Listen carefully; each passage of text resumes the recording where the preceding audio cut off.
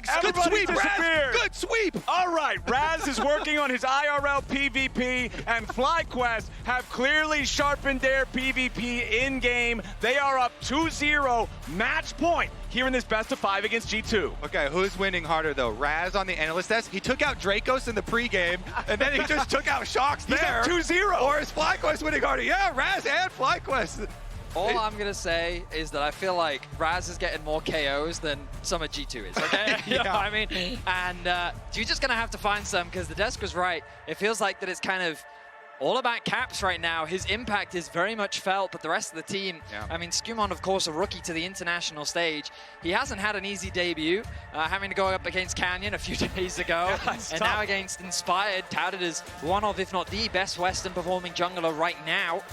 It's definitely tough competition. I think in this game specifically, Inspired really did run rings around Skumon. So we're going to have to find some comfort picks for him, setting him up for success so that he can have a little bit more impact here in Game 3. Yeah, I think the most impressive thing to me in the last game was the adaptation after the 2-0 in the bottom lane. That's not something you really expect to happen, but the adaptations from FlyQuest afterwards were very good.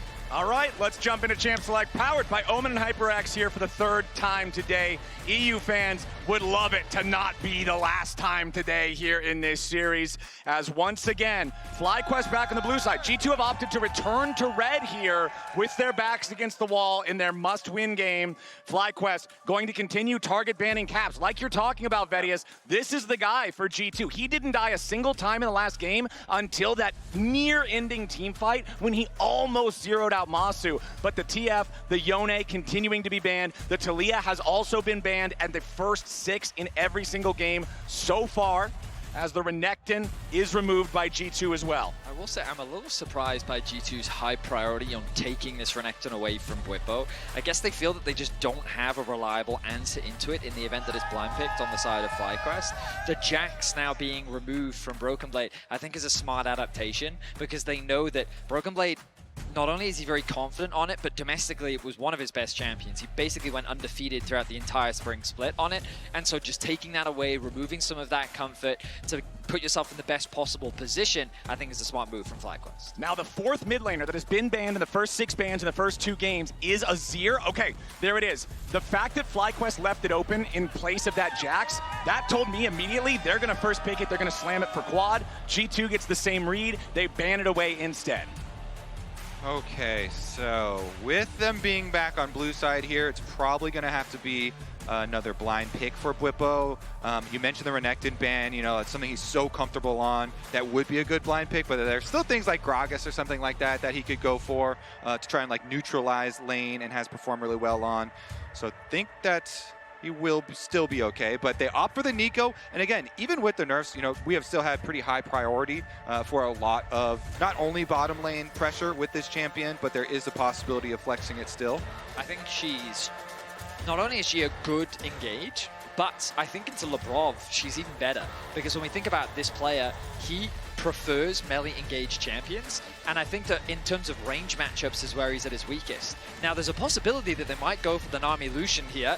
Alternatively, something that we see often from Labrov is things like the Blitzcrank into that kind of poke-tile matchup where he can have a big advantage. But given that we've already seen the Lucian locking, we are looking at either a Braum or a Nami, potentially a Leona on the bot side of G2. I wonder if they'll prioritize their jungler here. Oh, the Nautilus, of course. Forgot about him.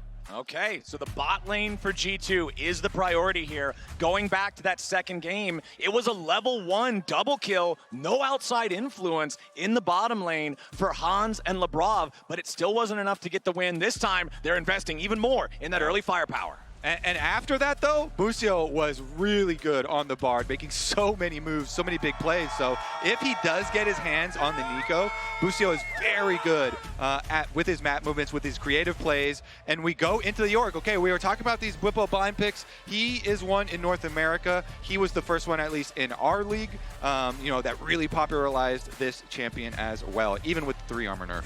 He's not here on the desk with us right now, but I can hear Azael rubbing his chin at this already.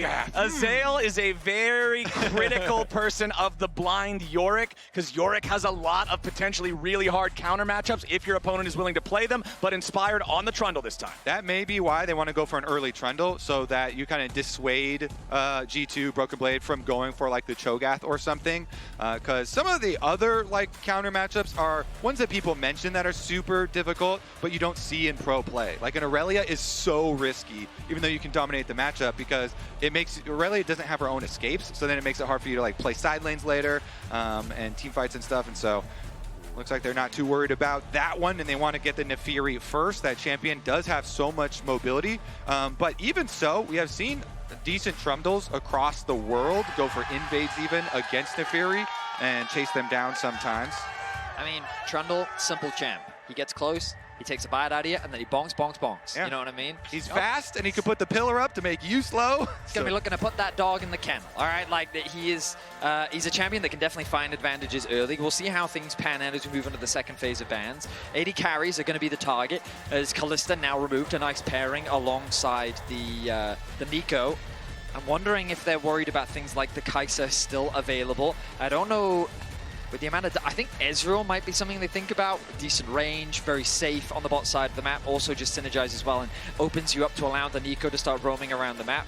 But the thing about the AD carry meta is it feels like every AD carry is viable in a way. So you're really just concerned about the most threatening ones that pair up nicely with the Nico. Yeah, I feel like we don't really start to see AD carry feel super pressured until Game 4, Game 5 of Fearless. Meanwhile, on the other side here with G2, since you do have this Nefiri carry jungle here for Skumond, they're looking at some other possible like setup mid laners there. So I actually do think the Ahri is a good ban, since the Annie and Aurora, those two other really big ones, are already off the table, obviously from last game.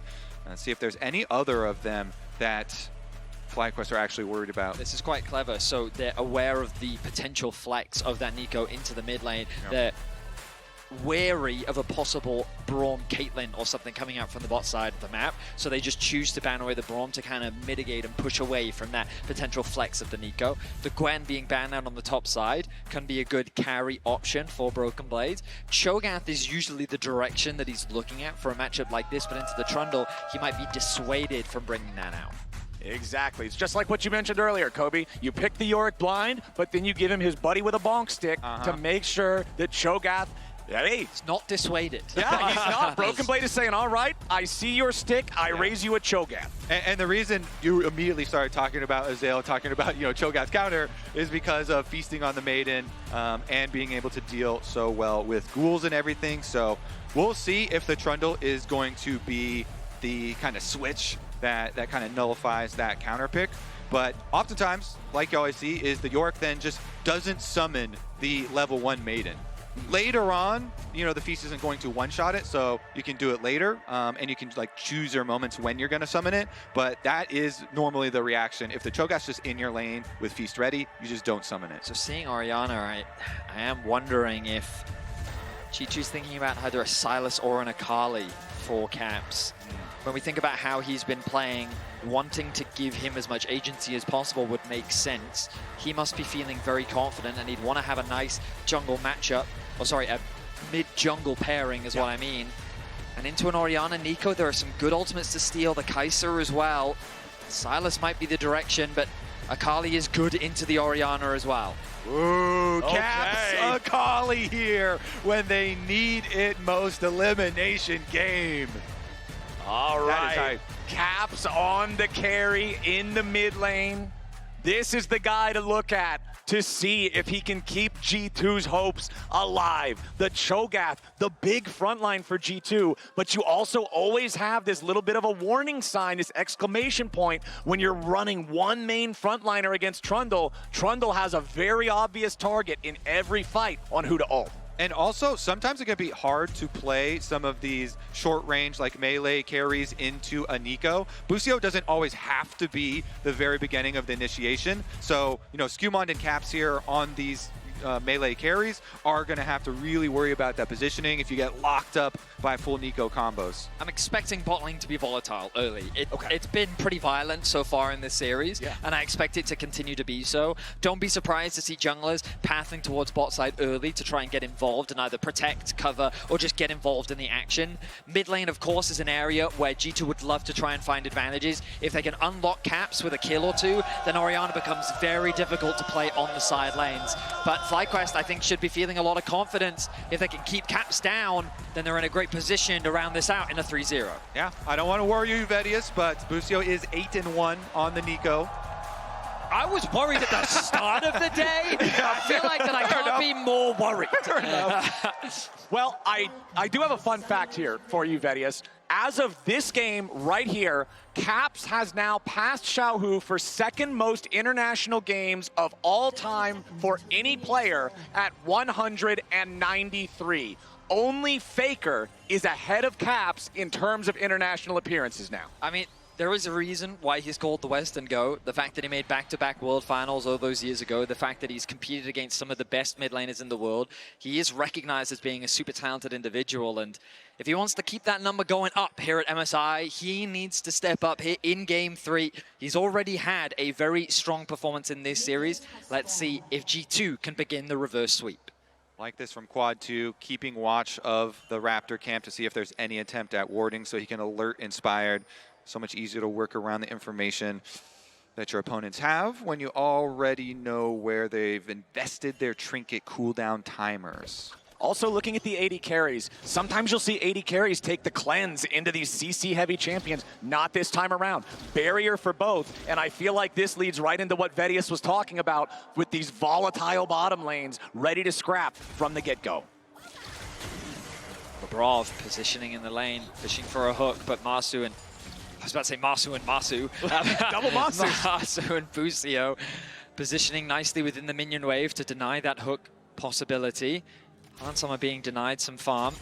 Mimo on the top side of the map. Bwipo already getting out to a good start, but Broken Blade utilizing his E to trade back. You expect Bwipo to have the advantage in the early trades. Yeah, moving up there. He had the ghouls ready on the ground. Goes up and gets it. We also saw on the bottom side of the map, Masu is using the expensive Uzi skin, and then Busio turned into him, so they got double value out of it. Right. the Double Uzi skin. I triple with the clone. Triple Uzi skins. The value. FlyQuest already popping off in the bottom lane there, as they do have control over this, and it's already a better start than game number 2. Remember that in that previous one, it was 2 minutes and 20 seconds on the clock when Hans and Labrov got their double kill. All right, that's why you do see a lot of the Nico with the Kai'Sa, because the Kai'Sa's pretty short range and doesn't have the strongest lane phase by herself, but then you pair it with the Nico, and you're able to have that agency. So pushing in on the bottom side with both junglers pathing towards bottom side, that means this top side trades that we're seeing here are going to be... Oh, Bwipo. Nice damage onto Broken Blade there, but he'll still heal some of it up. Again, you kill the ghouls, you get the proc your passive, you heal up on everything that you kill, even if it's a little trash ghoul. Quad gets Caps very low, though, down to 100 HP as he continues shoving in the mid wave. I like the aggression from Quad. It's what you need to be doing in this early matchup. But we talked about the junglers pathing towards bot. Inspired has done a full clear and has made his way down. He's using the pressure that he has from his bot lane to move into the enemy jungle, and he set his sights on the blue buff. Okay, smited away by Skewmon. Nicely done. Yep. This is what we were talking about. The pushing lanes for Trundle is always so scary for enemy jungle because he is going to be able to come and look for those invades, but Skewmon had his smites, so no problem for him. He can just cross over for the Scuttle Crab. I think he should be able to finish it and chase it upwards and be just fine, even though you see Inspired crossing. Inspired's actually wrapping through enemy jungle at the moment. Oh, but this is the tragedy for Bwipo. So many times you see him get a little bit greedy, sticking around, wanting to shove the wave up the last little bit, and it ends up costing him his flash as Skewmon is there. Kind of interesting here because, like I was talking about, like Inspired is covering this route, so they've been trying to trap this. Oh, but Skewmon's caught out there by the tangle barbs from Busio. Inspired waiting over the wall. One more hit from the club, and it's first blood to Inspire. And that is why he saw it coming a couple steps ahead. The 4D chest there, Inspired becoming the embodiment of jungle diff. I mean, he's just in the head of Skumon. The fact that he's like, okay, here's what's going to happen. Ooh, Labrov covering mids. Labrov wanting to at least try to get a summoner spell here out of quad, but instead just gets a turret shot as Caps does hit the Shuriken, but that's not going to do a whole lot. We've actually got, as we're standing by in this early game, Lore is standing by with Masu's family. Lore.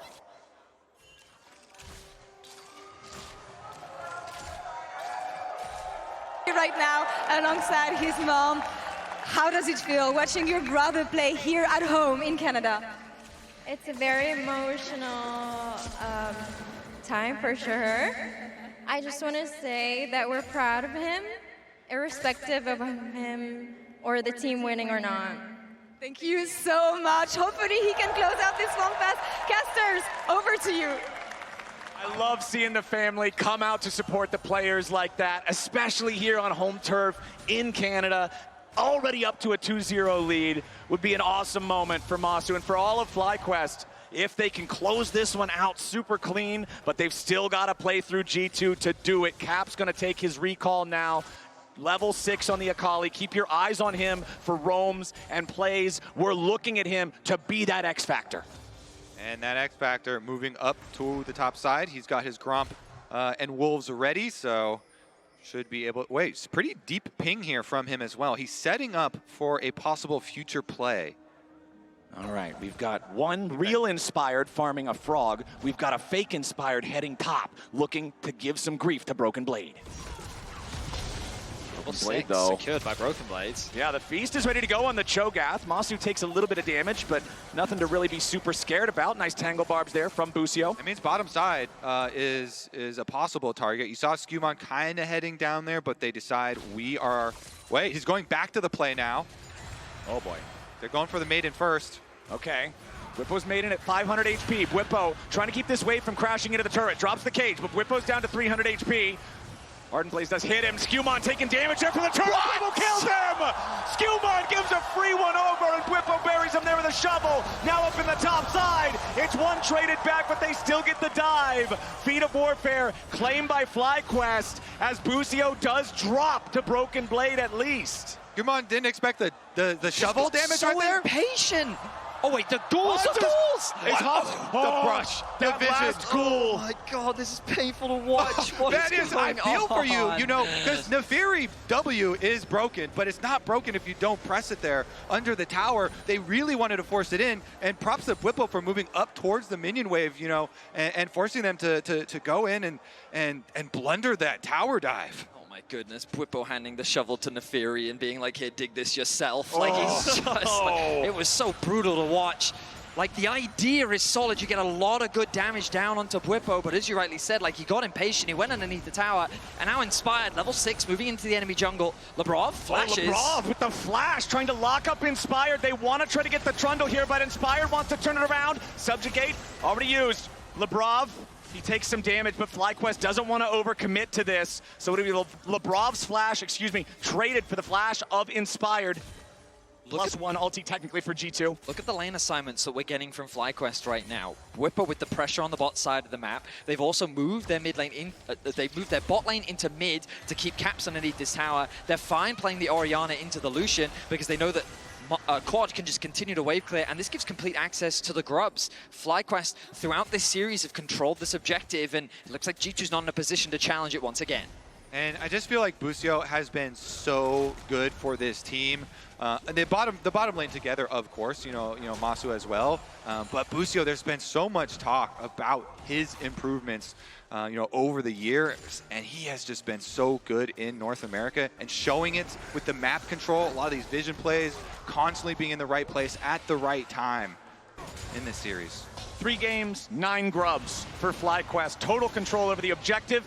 As back down here in the bottom side now, Broken Blade a little bit behind Bwipo in terms of experience, as Bwipo hits him with the shovel again, but the extra HP will be healed back up as Broken Blade continues to farm these minions. Caps hiding in the smoke screen, but Masu pretty unafraid of him, uses the supercharger there for the extra attack speed, but Caps' Shuriken gives him enough distance to not take those extra autos on the back end of things. FlyQuest up a little bit over 1,000 gold. Again, they've already got the Feat of Warfare. They're up +1 in terms of neutral objectives since they claimed all 3 grubs. No dragons taken early on in this one. Kimtech first first Drake typically has pretty low priority considering the stats that it gives don't really feel super effective in the early stages of the game. But Hans and Lebrov now trying to get this top lane wave shoved in. Lebrov still not level 6 on the Nautilus. I just think the lane assignments from FlyQuest continue to be so good. Keeping Quad in a side lane, normally Orianna doesn't want to be there. She's so susceptible to ganks in these longer lanes, but it's very difficult for Hans Sama to just walk up and trade against him. Quad feels very comfortable with the level 2 boots to go toe-to-toe with Hans. He was getting zoned from a lot of farm. Meanwhile, Masu had full access to wave after wave in the mid lane, getting solo experience as well. He's nearly got a full level over Hans Sama. He's got a 20 CS lead. Meanwhile, Quad, while sure, he's a little bit behind Caps, he's still in a good position. And it just feels like that everything is going the way of FlyQuest as they continue to build advantages in the laning phase. Yeah, that Orianna staying safe while they still have their outer towers. You know, maybe later as the game goes on and the outer towers do get taken down, that's where you usually see the Akali having supremacy in the side lane and putting some more pressure onto the Ori. Maybe G2 can find angles there because it looks like it is probably going to be another like G2 pray for Caps to pull out some really big plays in this game. Okay, and you can see right down there in bottom lane, as soon as Broken Blade ulted a minion right there with the Feast, Bwipo immediately summons the Maiden because he knows he'll at least get one Feast cooldown worth of value out of it before Broken Blade tries to burst it down and kill it off. Bwipo maintains control in that bottom lane 1v1. Gold lead still stagnant where it was before, still a moderate lead for the side of FlyQuest as Inspired, not real Inspired, but fake Inspired, now real Inspired. Both of them moving up there towards the top side, but Caps will be reinforced by the TP from Lebrov. That's the best part, Flowers, because the fake Inspired is always with the real Inspired because Busio plays so well. He plays so well with his jungle, and they have been able to create so much. You know, he sacrificed his life for the topside tower dive. But also, as you mentioned, you know, and we were talking about in Champ Select, like the Yorick here, Bwipo, early on, not summoning the ultimate when he did have to face Broken Blade and the Feast was ready, and then choosing his moments, you know, in the 3v1 and after the Feast cooldown has been used. And with this early lead, FlyQuest will come and claim what is rightfully theirs. They have pre-existing vision, waves in very good spaces in both mid lane and top lane here, so they rotate over, they collect their objective. It does feel very methodical and calm. Feels like that, honestly, the confidence is slipping away from G2. They're very much a spectator right now, not really looking for many proactive plays on the map, and FlyQuest are running around pretty much doing everything that they want to. And that's the one thing that I love watching about Inspired. He plays with nothing but confidence. Cap's going for a nice trade in the 1v1. Now that he's got that rocket belt completed, he should feel a lot more comfortable in this matchup. Always having that potential of a kill with his ultimate available. Once he gets level 11, that cooldown is going to be extremely valuable, along with the extra damage. Yeah. But for now, it's FlyQuest. They can play passive. Herald spawns in about 2 minutes' time. They can continue to farm up. No need to overforce anything. They've hit that double Trinity Force power spike, which you love to see. And yeah, FlyQuest very comfortable 13 minutes into the game. And that's the thing with these early leads, you're still going to be able to get to the point where G2 have their first items and can still, you know, fight a fight versus FlyQuest, and we get the real determining moments. Exactly. You've got the Spear of Shojin for Skewmon. You've got the Heartsteel on the Cho'Gath of Broken Blade. The Essence Reaver for Hans Sama. The biggest gold lead for the side of G2, the only gold lead, is Capped with that massive farm advantage of 5 waves. Broken Blade here. He doesn't have the Feast. He's still going to try to whoop the Maiden a little bit, but not quite enough damage to guarantee the kill, so the Maiden gets back to the safety of Bwipo, as the gold lead has shrank a little bit here, and we'll see if G2 can fight their way back into this one as the TP into the top side arrives from Quad. Broken Blade versus Bwipo down here in the bottom lane. Bwipo has lost his Maiden. Skewmon is nearby waiting in the Pixel Brush on top of a control ward. Broken Blade is low on HP. Bwipo will walk into the river now. Skewmon waiting. Bwipo doesn't walk any closer. Yeah, he's got his flash, so he's kind of staying on range there. And they might have seen one of those little dogs as he walks away from the brush. Okay, that's first turret claimed for FlyQuest. We crest the 14-minute point, and we can see that G2 claimed no turret plates during the early game here in game number 3. FlyQuest getting 3 of them themselves, so not a crazy advantage in gold built up through those plates. A pretty low plate game overall, but FlyQuest securing the feats now. They've got the extra power on the boots. Skumon trying to step up to scare Busio and Masu out of his jungle, but he takes a little bit of poke in doing so. Inspired still up here on the top side, will be able to secure the Scuttle Crab, and Rift Herald spawns in 20 seconds. Inspired with just fantastic map awareness. Seeing a good opportunity to secure that top tower, knowing that Skumon is likely on the bot side of the map. Not only does Bwipo respect the possibility of a collapse, but just results in first tower, the boots upgraded as well.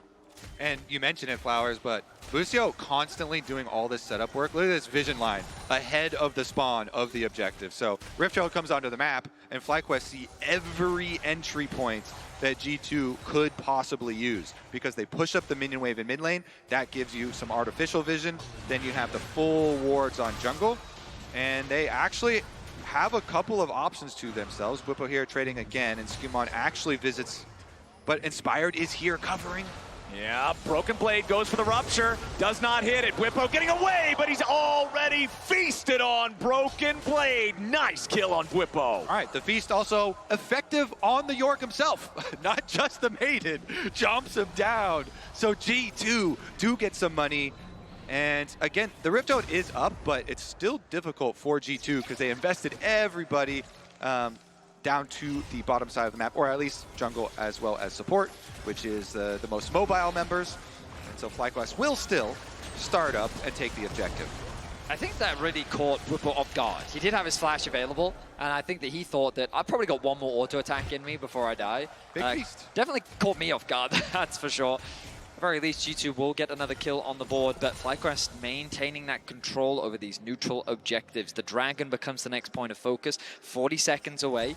G2, with the play on bot side, have been able to get a bit of deep vision into FlyQuest jungle, but Inspired, having now cleared his top side, will have plenty of time to move back towards bot. Maybe even can get a cheeky reset in ahead of the Dragon that we're expecting a bit of a contest over. I do like the boots of swiftness for Broken Blade, because usually it's pretty hard for Cho'Gath to dodge, you know, Yorick abilities, but that does mean so much for him in the matchup. Okay, boys, let's take stock of where everything's at. Caps running away from some ghouls up here in the top lane. Next Dragon spawning in 10 seconds. And it's G2 with the setup around the pit with the wards in the FlyQuest jungle as Inspired trying to approach. He's got his bot laners standing by here in the mid lane grouped up. It'll be up to Quad to answer the push from Broken Blade down there in the bottom lane. And Skumon is going to start the objective. Shockwave used onto Broken Blades. Yeah, just onto the Cho'Gath. He gets a chunk, but that's a big team fight ultimate that FlyQuest doesn't have. FlyQuest with a Trundle ultimate could try and go straight through front line.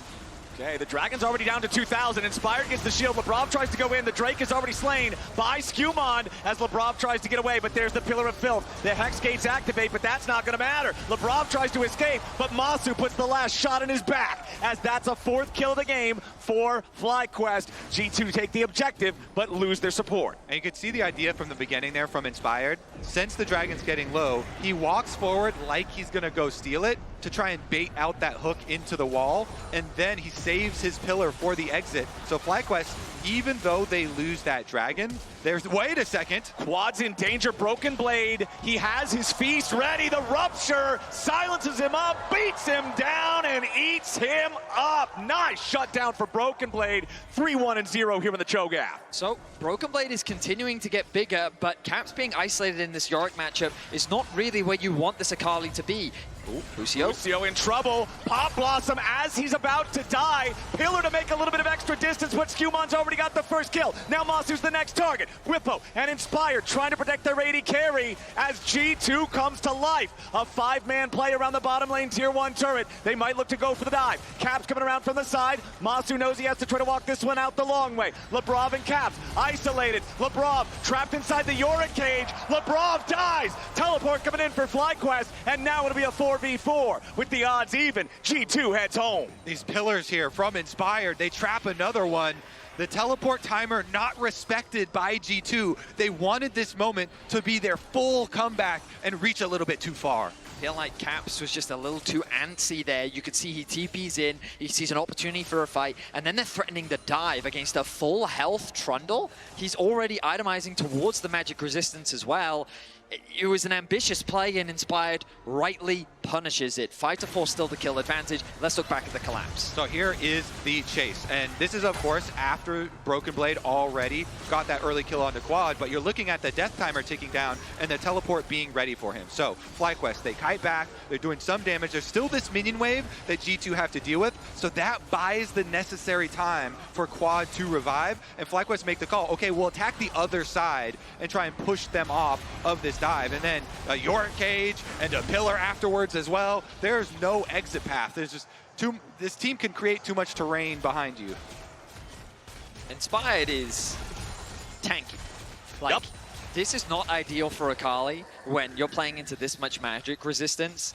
And it's going to make it harder for Caps to have any real kill threat on Inspired at the very least. Of course, that's not going to be his target. Right. But with the Seraphs also finished for quad, these defensive items are quickly being completed, and Masu having 2 fully finished items along with the upgraded boots as well. Like, FlyQuest is looking poised and ready for the next fight. Yeah, they certainly are. I mean, you mentioned it's hard for Caps. It is also hard for Skumon to get in there because the Trundle with these low range, wait a second, they're actually walking on over now towards this. It's already gone. The Otacon taken in the darkness before G2 can respond to it. 17 flowers, up to 31 after the Otacon harvest them all versus the 6 of G2. Plus 25 flowers is like an extra 2,500, 3,000 team gold difference as Bwipo gets caught by the rupture. Flashes away, respecting the feast burst from Broken Blade. He remembers that last death, does not want to give away another freebie. This tier 1 turret in the bottom lane about to fall though, and Broken Blade's going to head home because he knows FlyQuest is setting up in the jungle of G2. Immediately the turret dive would follow if Broken Blade stayed around. Skumon passing through, but his blue buff has already been stolen by FlyQuest. I mean, Inspired is just running the game. He can literally do no wrong. He's playing around his pressure beautifully. The vision control they have means that G2 aren't even aware of what's happening on the map. G2 is quickly losing so much control. It's 3 towers to 0. And Inspired is an absolute monster on this Trundle. Meanwhile, again, we talked about it earlier, Masu has a 1.5k individual lead over Hans. Yeah, and he was helping Inspired do that counter jungling. They're playing as a team, and Masu with a killer instinct jumps in on Caps, point blank range. Caps, however, can make enough distance to get himself away. He has to use perfect execution defensively to do it, so ulti for ulti, no summoner spells used between the two of them. Red buff claimed for FlyQuest as they're locked and loaded for this dragon spawning here in about 20 seconds. G2 has control over the river for now. I think that is a good ulti trade before the dragon fight here, actually, because Akali, without the ultimate, where is the threat, Vedius, to crack this FlyQuest comp? I think that was a very intelligent play. Broken Blade is pretty much all G2 have right now. Okay, the feasts have been good. Ooh, no hey, flash. Broken Blade with a knockup. Now G2's coming in. They found Bwipo. Yeah. This could be the fight they need right there. Caps gets the kill, and Bwipo, wrong place, wrong time. That's the opportunity for G2. Look at the minimap though. I think FlyQuest are making the right choice. Immediately push towards the mid lane. Set your sights on that tower. Just get more map control. G2 are desperate right now to get a foothold back into this game, and FlyQuest have a lot of options to play with. Good damage done onto that tier 2 in the mid lane, and they also get some vision around the top side. The good news for G2 is that gold gets funneled into Caps. The Akali, getting that influx of resources is much needed as we get closer to the late game. And nicely for G2 as well, they rotate Hans and Labrov over to the mid lane in time to keep the tier 2 turret standing. It's not healthy, it's about to topple over, but that's gold that's not in FlyQuest's pocket. So G2 is now up a Drake, but FlyQuest still maintains their 1,500 gold lead with about twice that much value in adaptive force through those flowers that they've got from the Otacon. Yeah, I mean, that foothold was right there at that tri-brush, though. You know, the early move from G2 to punish the Yorick that has no flash. Right as we ask about it, Vedius, they're able to find that so much. That is so big considering the game state that they were in to be able to get Dragon number 2 as well as the extra gold. I will say, okay, in a smite fight, FlyQuest have to be careful. Not only because of the feast, but also the unsealed spellbook on Labrov means that there's 2 smites plus a feast. Yeah. So if they're going to contest that objective, they need to have full confidence that they're going to be able to secure it. Skirmon and Labrov setting up a bit of a trap of their own. I don't know if you can really trap Inspired, given how strong he is right now, though. He's aware of their presence in the topside jungle, though. An easy way to tell if you're in danger is you look at the minimap, how many dots do you see? Inspired saw 1, and he was like, yeah, this probably isn't that safe. Moves away to safety. G2, kind of, we're in this lull state right now. Baron not going to be an immediate point of contention. An early secure of the Archon means that that's not available, so these Ada towers really become the focus for G2, and FlyQuest can just do what they can to match and catch these waves. Biggest individual gold lead in the game is Masu, who is closing in on his 3rd fully completed item. However, both solo lanes for G2 are ahead in gold, plus 800 for Caps. But now he's under a little bit of pressure here. Bwipo summoning up the Maiden. Still only a level 2 Maiden, but you can see the health on it now. Pretty tanky, 3,000 or more. Bwipo halfway to level 16, but the same story almost there for Broken Blade. Both of those level 3 ultis, very, very powerful on these top laners. Broken Blade will find the Maiden, but again, the HP on it pretty tough at this point.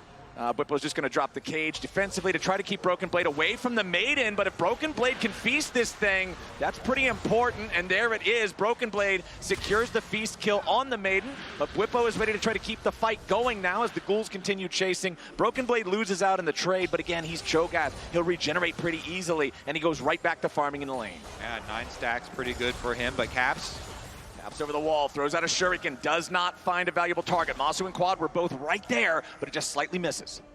That Masu lead that you're talking about can be very meaningful too. As he goes for the AP upgrade, that poke is going to be a big advantage for FlyQuest in the standoffs, trying to get the early advantage before the engage comes out. I like the way FlyQuest are playing on 2 lanes right now. That mid tower is not really defendable. And FlyQuest will pick it up. Good control, nice cross map, mainly because G2 can't get much on the other side. Caps is very slow to push on the Akali. Even if he gets close to the tower, it's likely that FlyQuest can respond in time.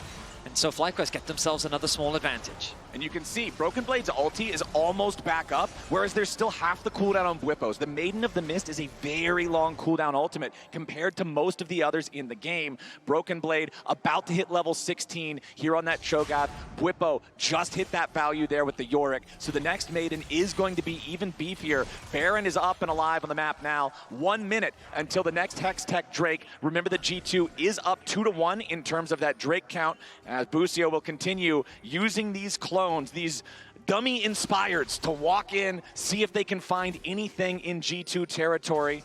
As you can see, the wards placed down all over the map by the side of FlyQuest. Control ward in the Baron pit here. They'll disable one of the G2 wards as another clone used. This thing is so powerful as a scouting tool. It certainly is. FlyQuest doing just a really good job with their vision in general. You've already praised Busio enough, but just want to reinforce how well he is working with Inspired to keep an eye on what G2 is up to. The goal difference has largely stayed even. G2 haven't conceded any major advantages since the last fight, but as the observers are highlighting for us right now, it is darkness around the Dragon. FlyQuest are going to be able to get the push on mid thanks to Bwipo. And that Cho'Gath is very tanky. Full 3 items for Broken Blade here, whereas Bwipo is still on 2 and pieces. This next fight, man, I feel like it could very easily go either way. Caps is still topside. He's got his teleport if he needs it. He wants to go after the tier 1 turret to get the gold a little bit closer. He will find his target. Inspired steps forward, but a quick burst of damage coming out from Han Sama. Now Labrov's got to be careful. He finds a dredge line, but he immediately has to flash back out. Labrov is already down. Quad grabbing the kill on that one. Caps makes his way in with a TP. Can he find the flank? Broken Blade flashing away, barely staying alive. Masu jumping in, needs a little bit more damage. Masu's already got the kill. G2 are going to get wiped off Summoner's Rift. FlyQuest find the moment instantly.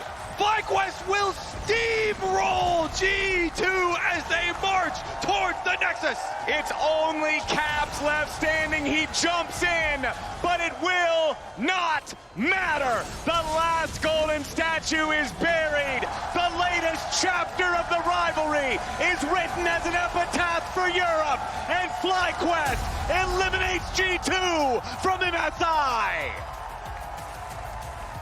FlyQuest in Canada. I mean, FlyQuest completely dismantled G2, picked apart. Even when G2 found advantages, Fly were quick to take those back and shut them down. An impressive performance from FlyQuest, who will stay alive here at MSI 2025. The team play here, and at no point did it look like there were any sort of nerves. This team staying together from last year to build on what they